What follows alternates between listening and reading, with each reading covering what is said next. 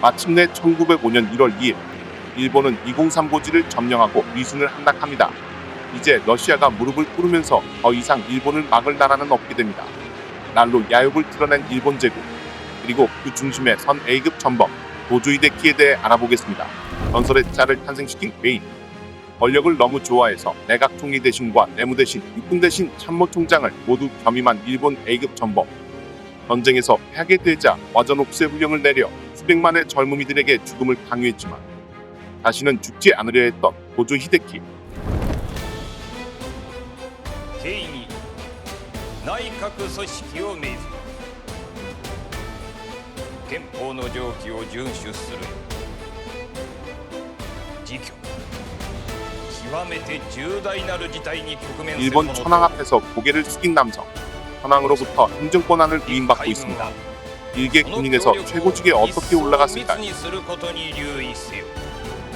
도조 히데키는 1884년 12월 도쿄부 고지정에서 육군 중장 도조 히데노리의 셋째 아들로 태어났습니다. 엘리트 군인 가문 출신답게 1905년 일본 육군사관학교 17기로 졸업, 1907년 중위, 1915년 대위, 1920년 소자, 1929년 중자, 이후 1935년 관동군 헌병대 사령관과 1937년 관동군 참모장으로 초고속 승진을 하게 되는데 빠릿빠릿하게 일을 처리하다 보니 면도날이라는 별명을 갖게 되죠. 1937년 일본군의 자작극으로 벌어진 누거우차오 사건이 발생하자 국민당 정부와의 타협에 반대하고 중앙의 통제파와 연계해 중일 전쟁을 확대하게 만듭니다. 1938년 이타가키 세이시로 일본 육군 대신 아래 육군 차관이 되었고 1940년에는 제2차, 3차 고노의 내각에서 육군 대신으로 일하게 되죠. 도조 히데키는 마스오카 유스케 외무 대신과 합심해 일본이 나치 독일, 이탈리아 왕국, 일본 제국 이렇게 3국 동맹조약에 참가하는데 큰 영향을 미칩니다. 이때 히틀러는 도조 히데키를 환상의 파트너이자 든든한 동맹으로 여겼고 도조 히데키 역시 히틀러를 친구라고 칭할 정도로 좋게 생각했죠. 근데 둘은 실제로 한 번도 만난 적이 없었습니다. 프랑스령 인도차이나에 일본군 주둔을 허용해 영국과 미국을 상대로 하는 전쟁 준비를 착수합니다. 하지만 당시 미국 정부가 프랑스령 인도차이나에서의 일본군 전면 철수를 요구하였던 와중 도조 히데키가 강경하게 반대하면서 오히려 고노의 내각을 붕괴시켰습니다. アメリカは報復として日本への石油輸送をストップさせた。石油がなければ戦争はおろか産業の息の根が止まる。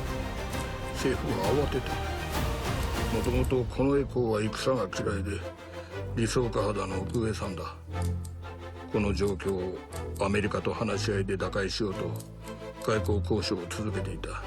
しかしアメリカが交渉に応じる条件は陸軍がシナから手を引くことだった。 1941년 10월 18일 내대신 기도 고이치 등의 추천으로 내각을 조직해 제40대 일본 내각 총리 대신에 임명되었고 권력 강화를 지향해 관례를 깨고 내무 대신, 육군 대신, 참모총장 등을 겸임하면서 육군 대장으로 승진하게 되죠.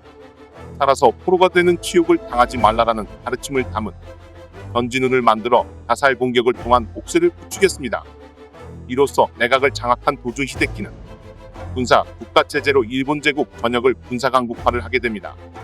결국 1941년 12월 7일 진주만 습격을 명령해 태평양 전쟁을 일으키게 됩니다.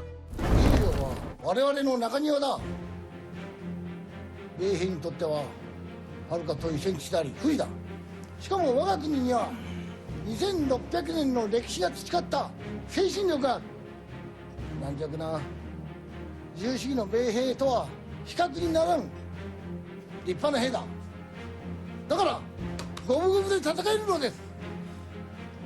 私が聞いたところでは戦力比は10対1と分が悪いのではね。 전쟁 초반만 하더라도 동남아시아와 태평양 전선에서 놀랍게도 연전연승을 거두게 되죠. 그러자 도조 히데키는 미군을 너무 과대평가했다. 적극적으로 전쟁을 주도하게 됩니다. 하지만 미드웨이 해전에서 대패하고 갈수록 전황이 안 좋아지자 자신을 비판하는 장성을 전사할 확률이 높은 최전선에 보내거나 언론인, 지식인, 관료 등 나이와 상관없이 칭집해 이등병으로 전선으로 보내게 됩니다. 진짜로 도조 히데키의 전략을 비판한 신문 수석 기자를 이등병으로 징집해 아오지마로 보내 죽이려고 했을 정도니까요. 자국민들을 통제하기 위해 정치인과 민간인을 대상으로 사찰과 감시를 하는 헌병정치 즉 공포정치를 하게 되죠. 1944년 7월 미국이 사이판마저 점령하게 되면서 전황은 이미 회복이 불가능한 상태로 흘러가게 됩니다. 전선이 일본 본토로 밀리게 되고 공습을 받게 되자 흥미직을 사임하게 됩니다. 1945년 8월 일본의 패전 후 더글러스 메가더의 군정이 시작되면서 그의 시대는 완전히 막을 내립니다. 자식을 잃은 일본 사람들은 도조 히데키에게 할복해서 국민에게 사죄해라, 빨리 자결하라 요구하게 됐죠. 도조 히데키는 번종 자살을 시도하였으나 고의적으로 실패했고 병원에 잠시 입원하였다가 체포됩니다.